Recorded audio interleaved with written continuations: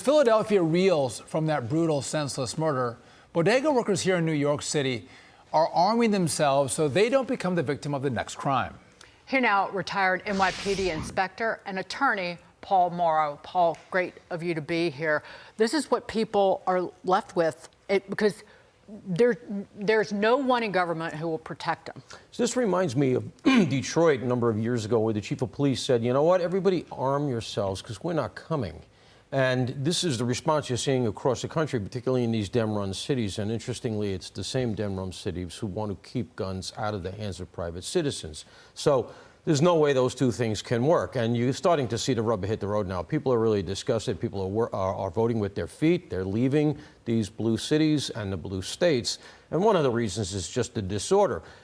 These leaders can go to cherry-pick crime stats to try to make themselves look good, make themselves look efficient. All you have to do is walk around town. You can see that it's not working. Paul, I understand people are voting with their feet, they're leaving, but I wish they would vote with their ballots and actually vote these nut jobs out of office. They don't seem to do that. And I agree with you. People want to protect themselves, and so they arm themselves.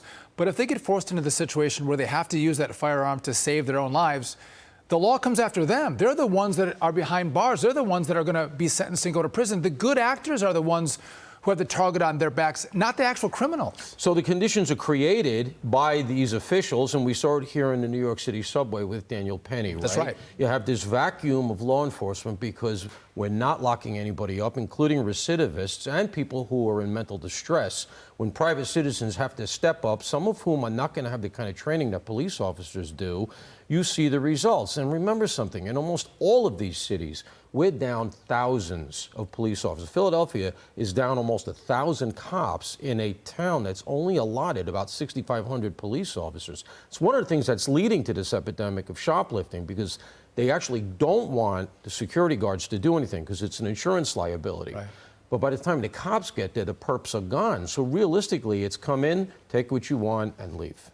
There was a worker at a Macy's out in the Pacific Northwest near Seattle who called 911 over shoplifting, and Macy's suspended her without pay for nearly 3 weeks. Same thing happened to Lululemon. I remember that. And, you know, that was a trend for a while. They just don't want the liability. And what happens is, if you're a security guard and you actually do take enforcement action, even if nobody is hurt, they say, you know what, that's the third time this guy did that. If you want to keep your insurance, bounce him.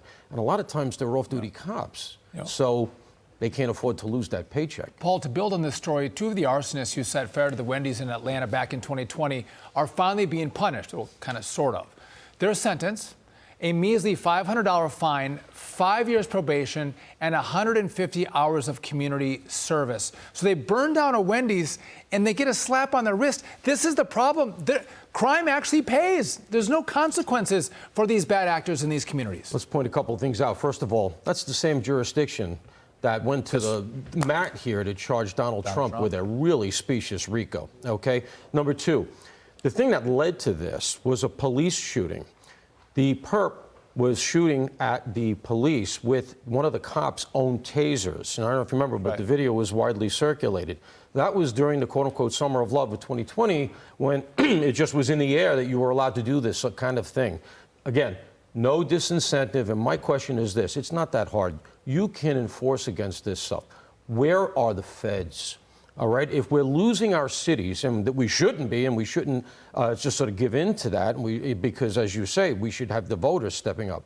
But in response, nationwide, and especially in an election year when everybody knows it's going to be an issue, where are the RICOs against Antifa? Where are the federal conspiracy charges to commit arson? Paul, where is DOJ on these things? They're going against Donald Trump. They're going against Catholics. They're investigating pro-lifers, parents who go to school board meetings. That's what they're putting their time into, not this stuff. You're right. It was a rhetorical question. I know it was. Thank you. I had to tee that one up, though. It's ridiculous.